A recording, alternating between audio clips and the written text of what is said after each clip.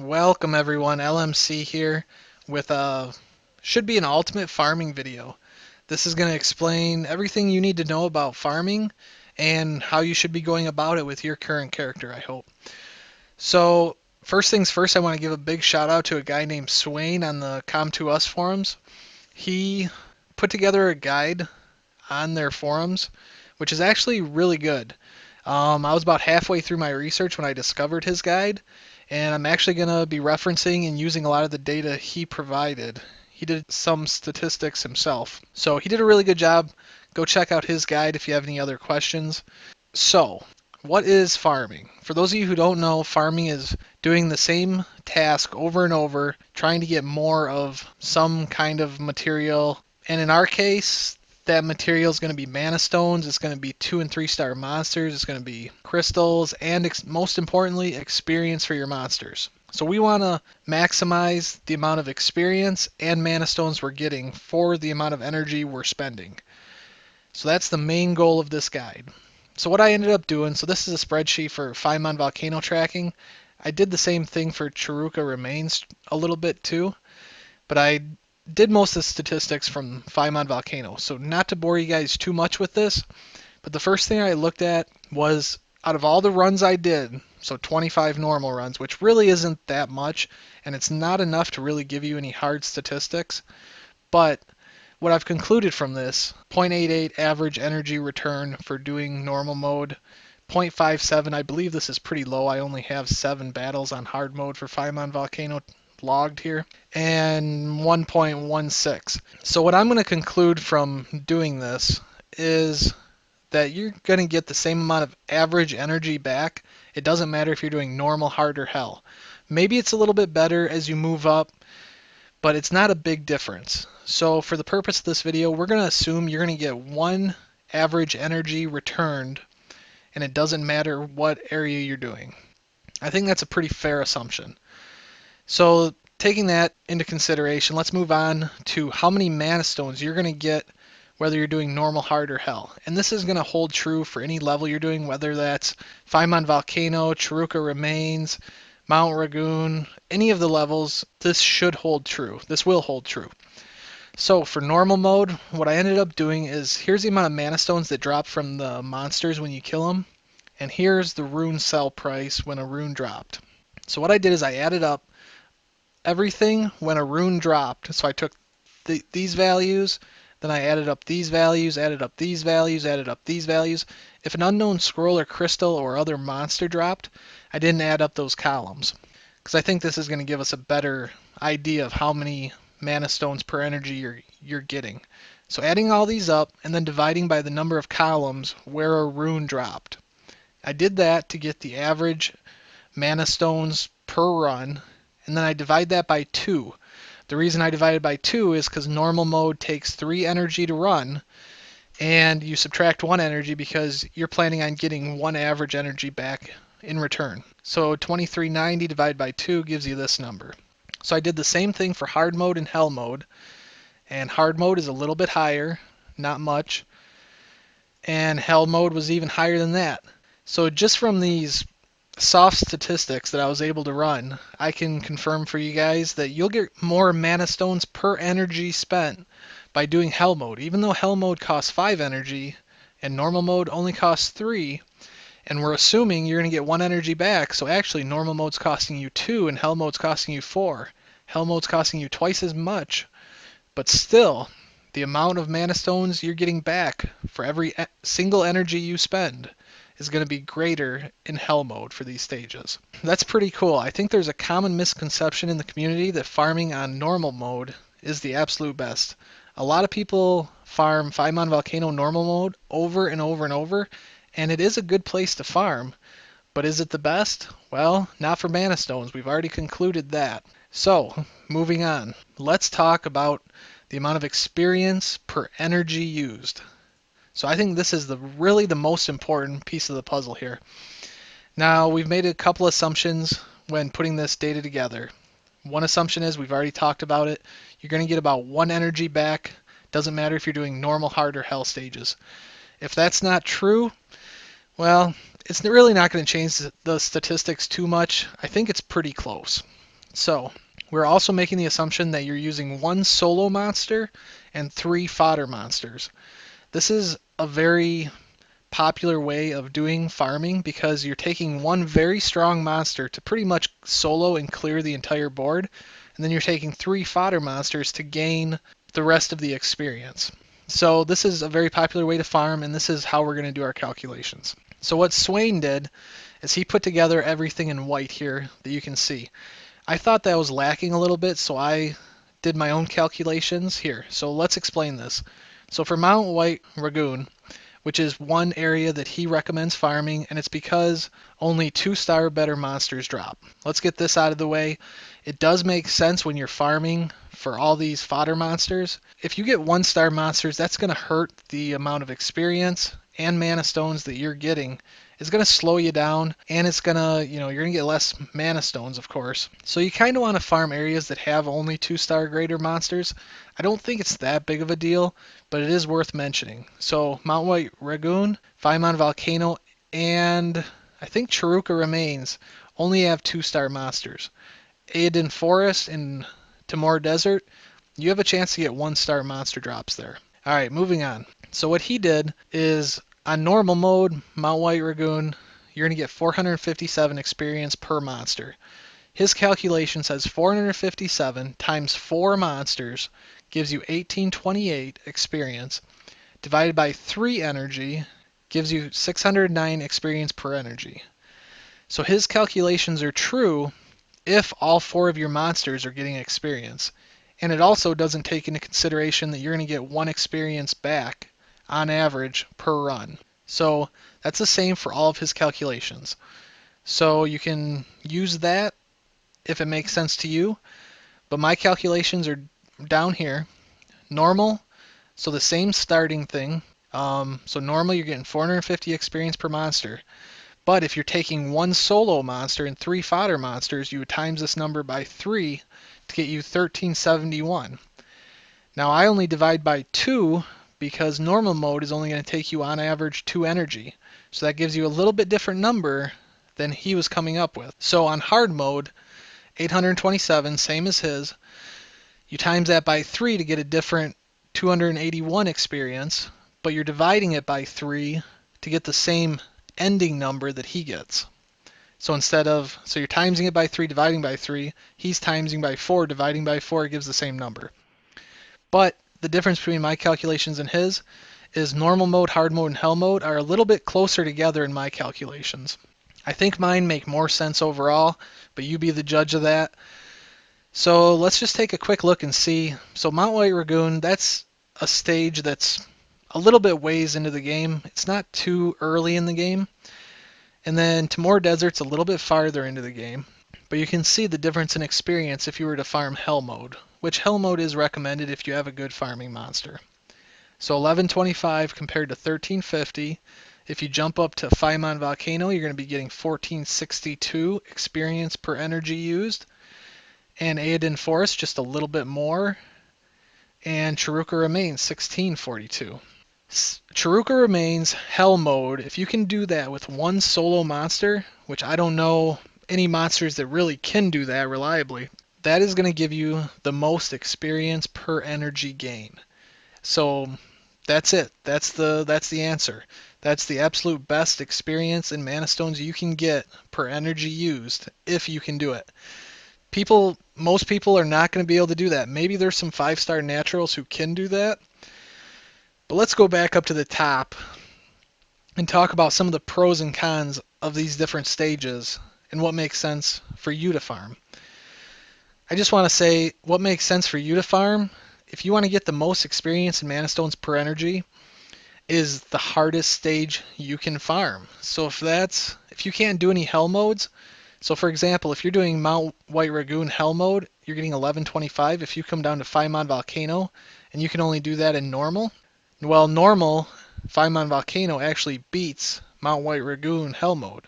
So you're looking for the biggest number here that you can reliably do. So that's why Faimon Volcano normal mode is so highly suggested as well, is because you get a pretty good experience per energy gain compared to some of the other earlier levels. It's just going to be better if you can do Aedan Forest normal mode. I didn't do all the calculations. I don't think they're all necessary. You can kind of see the pattern here. So Mount White Lagoon, pros, it's fast, it's easy. Most people are going to be able to farm this no problem. It's only got 2-star better monster drops. But the cons are it's got the least experience and energy compared to the other areas we're going to be talking about. Now, any stages before Mount White Lagoon, those are going to be even lower experience per energy gains. Okay, so Timor Desert Stage 3. This is a very popular stage to farm. I know Norwegian Troll farms this all the time, and he has like 20 6-star monsters. How did he get all those? Well, he farms Hell Mode hard. He gets 1,350 experience per energy, and he's actually timesing that by 2 with experience boosters. We're going to talk about experience boosters a little later, but some of the pros of Timor Desert, it's fairly easy, and it's fairly quick. So if we jump back real quick to my FIMON tracking spreadsheet, you can see how much longer things take me. So normal mode takes me on average about a minute and a half. Hard mode, it takes closer to 2 minutes. It's not a huge jump though. But then if you look at Hell mode, now we're looking at 3.5 minutes per run. It's almost double the time. So Timor Desert's much faster than FIMON Volcano for me, but it might not necessarily be true depending on what farming monster you decide to go with. We are going to talk about farming monsters a little bit later.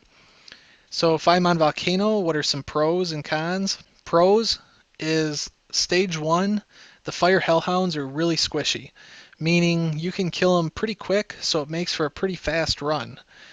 Some of the cons, it can be more difficult, especially if your farming monster is meant to be a tank monster and he doesn't have 100% resist. You can get a defense crippling buff if you're unlucky enough, and then the boss of stage 1, FIMON Volcano, can cast, Saik's buff, which is attack plus and crit percent plus, and it can really wreck some tank monsters if you're not careful, if you don't have a good enough monster to do it. So that's pretty much the only con for FIMON Volcano. Aedan Forest, the reason I list this is because my Light Bearman can solo this, whereas he cannot solo Hell Mode FIMON Volcano, but he can solo Hell Mode Aedan Forest. Yeah, it takes him a decent amount of time, but I'm getting a reliable 1,472 experience per energy. So the last one is Chiruka Remains. Stage 1 and 2 are possible, but stage 4 is recommended. And the reason behind that is stage 4, there's no enemies that cast dots on your monsters, but in stages 1, 2, and 3, the scorpions can put dots on your tank, and that takes 5% of his energy every time a dot ticks.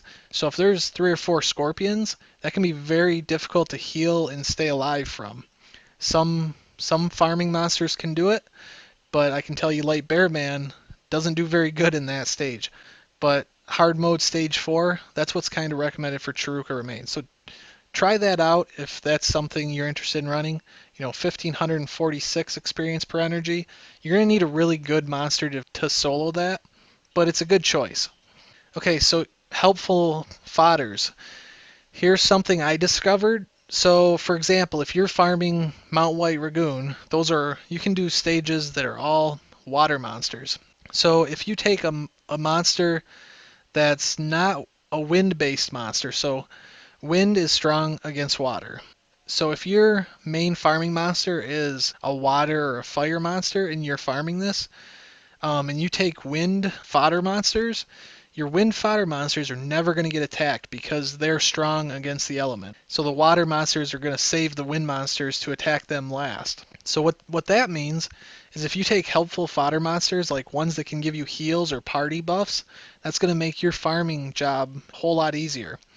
Fodder monsters can be very helpful if you're right at the tickle point for being able to beat something reliably every single time and not being able to. For example, if you're doing FIMON Volcano, and I was using my Light Bearman Ammon, what I would do is I would use a whole bunch of unknown scrolls and try to get some helpful fodder monsters, which are water. So water's strong against fire, so my water fodder monsters were never getting attacked, and I could ensure that they never would get hit. So Howl, he was a very helpful fodder monster for me to have on my team. He would provide a 20% heal to my Light Bearman. Werewolf, if you have water werewolves, that you're going to use as fodders. They're going to give you a speed buff and heals. Bounty Hunter, he's going to give you speed and increase the attack bar. So he's going to make these runs a little bit more easy if you're just at that tickle point for completing them.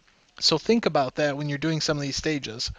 So helpful fodder monsters find on volcanoes, water. Timor Desert Stage 3, the reason it's highly recommended is because it has it has a lot of sandmen. They don't do much damage, and it also has a fairly easy boss stage. The bad part about it is that it has wind monsters and fire monsters. So seeing as how it has two different elements, no fodder monsters are really safe. So you can't really rely on fodder monsters helping you out with buffs, but you really shouldn't need it for Timor Desert. It's once you get pretty strong in the game and get a good farming monster, this stage really isn't too difficult. Aiden Forest, helpful fodders can be wind-based monsters, maybe a wind pixie. That would probably be helpful. Any wind monsters are going to help you there. Chiruka Remains, if you're doing stage 4, those are all wind monsters. So fodder monsters of fire element are not going to get attacked. So Garuda, the fire Garuda, if you pull a few of those and you're using those as fodders, they can put up dots. I'm sure there's a lot of helpful fodders, but this is just to give you guys an idea that this could help you. So okay, we talked about the best experience per energy. Some of the things I recommend: Timor Desert Stage 3, Faimon Volcano. This can be very good depending on what monster you have and you're using. We're going to talk about that here. Aiden Forest, I think this is a good choice. Anything between Faimon Volcano and Chiruka Remains, if you have a strong element monster against that, you're going to do quite well. It's just going to get better from between Aiden Forest up to Chiruka Remains. So you can expect some kind of a experience in Hell mode in between these two numbers. And the same for hard and normal. It's only going to go up as you get farther along in the storyline. So Chiruka Remains hard, that's a really good experience per energy number right there. Aiden Forest, I think that's good. Faimon Volcano, very good if you're doing Hell mode. Timor Desert, it's faster. So let's talk about which monsters make good farming monsters. A lot of this information came from Swain, and all of these monsters here, these are all farmable, obtainable. You don't have to really get too lucky to get them. So first off, right off the bat, Fire Nugami Rauk. He's very popular because he's a different kind of farming monster. He's very unique.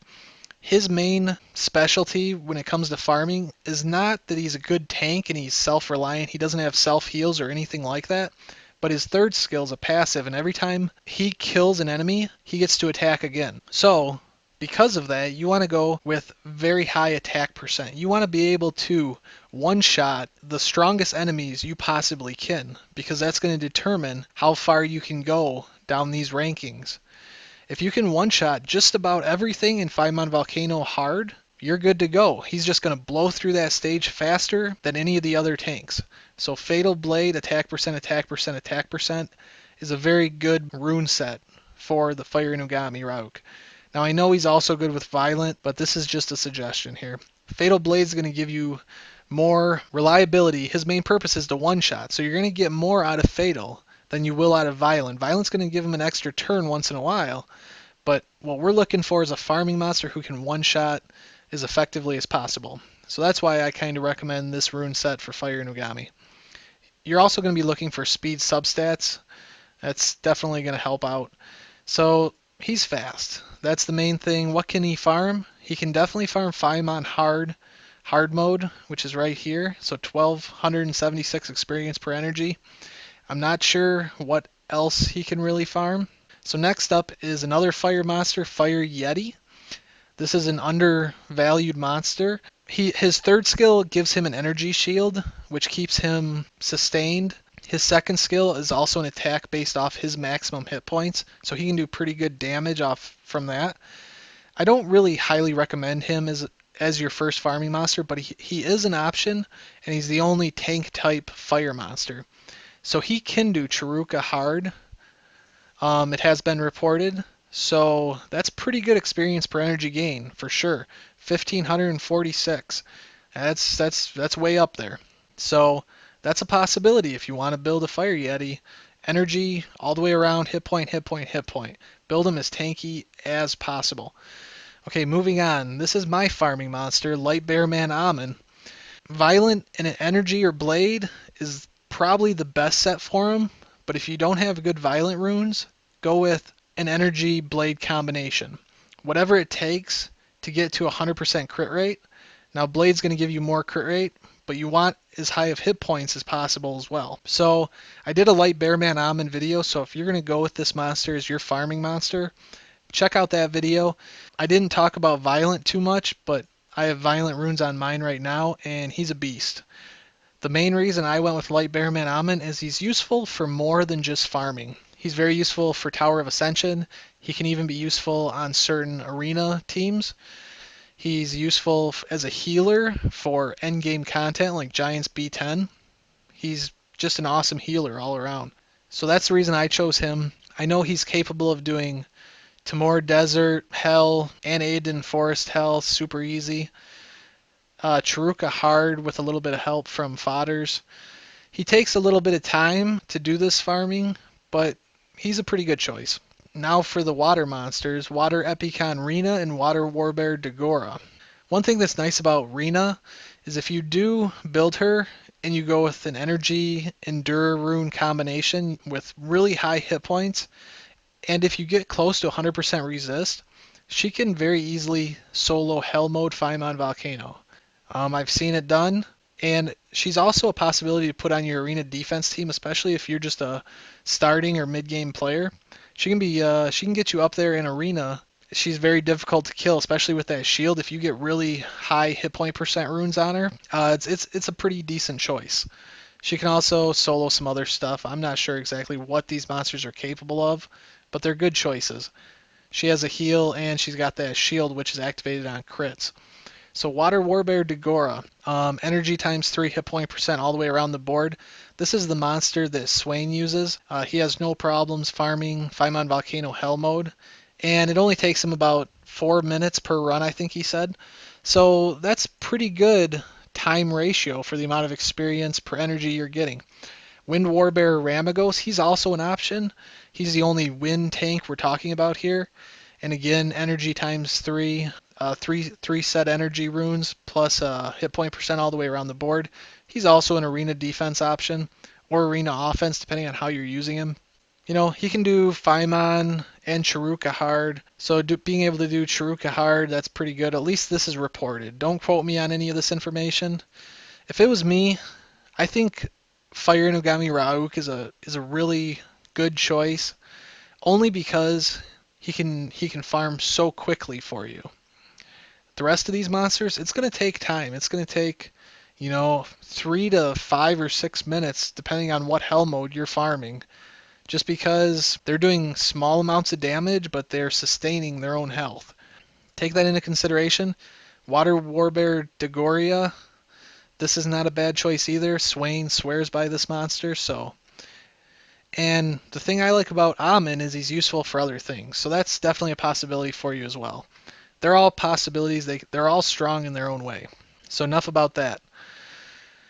All right, what we learned. Farm the most difficult stage you can. That's going to give you the most experience and mana stones per energy possible. But farm a less difficult stage if you have time restrictions.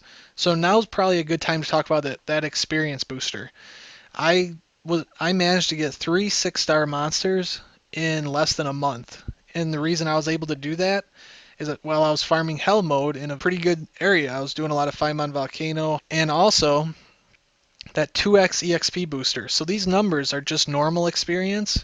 Times that by 2 for if you have that EXP booster on. So that's pretty huge right there. You can get the EXP booster. It lasts for 3 days, and it costs you 200 crystals. You can also get one for 1 day that costs 100 crystals, but the 3-day one is a better value. You can buy that right in the shop. EXP boosters are your friend. Friends monsters are your friend. We didn't really talk about this, but every day you should be using your friend's monster to farm some of these levels. Now, if you're used to farming Chiruka Remains Stage 4 in hard mode, let's say, and you have a friend's monsters who are only capable of doing Faimon Volcano Stage 1, still do it. It makes sense to use your friend's monsters even if they're not strong enough to beat a really high level area to solo one. Just solo something a little bit less strong. So friends monsters can help you a lot. They don't take the experience, they give it all to your 3 fodders. And don't forget about helpful fodder monsters. If you're at that tickle point, helpful fodder monsters can really help. So elemental advantage is important as well. So if you have the Rena, water's strong against fire. So she's really strong against Feynman Volcano. If you have the Fire Inugami, well, fire's not strong or weak against fire. But yeah, use elemental advantage to your advantage. Use the elemental properties of the monsters to your advantage. Okay, side notes. Benefits to farming on normal. Well, there are a few benefits. You might get a few more crystals. You might get a few more 2-star fodder monsters. But that's about it. Benefits to farming hell. More experience, more mana stones. You're going to get more 3 stars. For every energy you use, you're going to get more of all the above. So it makes sense to farm in hell mode, not normal mode, if you're capable of doing it. Okay, so if you're using the experience booster, I just want to give you a forewarning. You're going to need to use a lot of unknown scrolls to get those 2-star monsters to feed to other 2-star monsters. Now, I know a lot of people out there probably have 1,000 or more unknown scrolls saved up. Well, so did I. It's kind of a pain in the butt to use those unknown scrolls. If you're using the experience booster and you're farming hell mode, you're going to be leveling up these monsters so fast, you're not going to get enough fodders just from playing the dungeons. So it's a perfect use to use those unknown scrolls.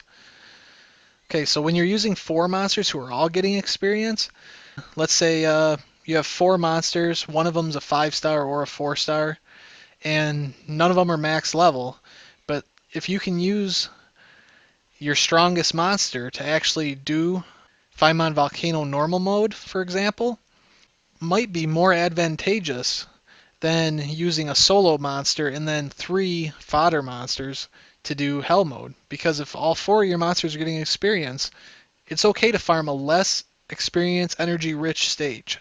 So take that into consideration too while you're leveling up the monsters you want to use. Okay, so Swain did a little calculation here, and I'm just going to take his word for it. Every 60 energy that you use, here's the chance of you getting a 3-star drop. On normal mode, it's about 20%. On hard mode, it's about 30%. On hell mode, it's about 60%. So for every 60 energy you use, you have a 60% chance to get at least one 3-star drop if you're doing hell mode. That subtracts from the amount of farming you have to do if you can get these 3-star monsters reliably. So hell mode's going to give those to you more reliably for the amount of energy you use. So very cool there. He also did a little calculation. If you guys were wondering how to get the 6-star monsters, one 6-star takes 5 5-stars. 5 5-stars takes 25 4-stars. That equals out to 5 max level 4-stars and 20 4-star fodder monsters. It makes sense. Every max level 4-star takes 4 level 1 4-stars to make it a 5-star. Okay, so 25 4-stars equals 100 3-stars. 100 3-stars go into making one 6-star monster. What I've ended up having to do is I actually have to turn my 2-stars into 3-stars because I'm a free-to-play player and I don't have enough 3-star fodder monsters sitting around. So I take a lot of 2-star monsters as fodder. Once they get to level 20, I feed 2 more 2-star monsters to them. That's my first 3-star. You will get some 3-star drops, and if you're opening Mystic Scrolls, you're going to get 3 stars that way. But you need 100 of those suckers to get one 6-star monster. 6-star monsters, those are the key, kind of. Everybody at the endgame arena has all 6-star monsters. 6-star monsters are going to let you do auto dungeons, like auto elemental dungeons, auto B10 giants. The giants are going to drop better runes for you. Dragon's Keep's going to drop better runes for you. That's how you get to be really good at this game. And so that's kind of what it takes. I hope this has helped you guys. Again, experience boosters are your friend. Use your friend's monsters. And, think about using helpful fodder monsters. And, okay, this is one thing we haven't talked about. Okay, so if you're under an experience booster, what I like to do is I like to save as many energy in my inbox as I can. And then I buy an experience booster, and then I try to use up as much of that energy as I can from the inbox. So you'll have plus 50 energy, plus 20 energy saved up. Buy the experience booster, and then start farming as hard as you can to get the amount of experience per energy used. But if you're under the effects of an experience booster and it's about to wear off, it's okay to drop down. So what I usually do is if I'm busy during the day, I'll just use up all my energy as fast as I can by doing Timor Desert Hell mode. That for me, with my strong light bearman, doesn't take me that long. I'm still getting a good experience per energy amount, and I can ensure that I'm at least using up my energy throughout the day. If I have extra time where I can, manage my phone a little bit more and make sure I hit the replay button every 4 minutes, then I'm going to do something like Aiden Forest Stage 1. So I'll do something like that, but this takes almost twice as long. Well, it does take twice as long as Timor Desert does. For what? For another 120 experience per energy? Yeah, it's nice to get the most amount of experience per energy, but you have to weigh the amount of time it takes you too. It's okay to drop down if you're under the effects of an experience booster and you just want to make sure you get the most out of it. If you follow these tips and tricks, you're going to get those 6-star monsters. I hope this helps you a lot. I hope it cleared up the myth that normal mode was the best to farm, because clearly in 5-man Volcano, this is not better than Timor Desert Hell mode. Timor Desert Hell mode is probably going to give you more mana stones too. And Aiden Forest Hell mode is going to give you definitely more of everything. So this is not the best, but it's quick. So if you need to use up energy quick, this is not a bad choice still. I'm not dogging on 5-man Volcano normal mode. I know that I've done thousands of battles here, but hopefully this shed some light for you guys, and hopefully it was worth your time. If you have any questions, write them below in the comments. If you have any suggestions, I'm sure I didn't get everything right, but hopefully this at least helps you guys. I look forward to seeing all the great 6-star monsters you guys make. Come join us on Facebook. Join the fun. We post a lot of really cool pictures and stuff on Facebook. Have a great community there. Join us on F2P-gaming.com. A lot of cool stuff going on there. The editors have posted a lot of really good articles similar to something like this. And join us in channel 5001 in-game. I'm not in there very often. I'm usually really busy, but I do pop in occasionally, and there's a lot of really great people offering advice and just chatting and getting to know each other in channel 5001. That's great. So again, thank you guys for all the support. And until next time, LMC signing out.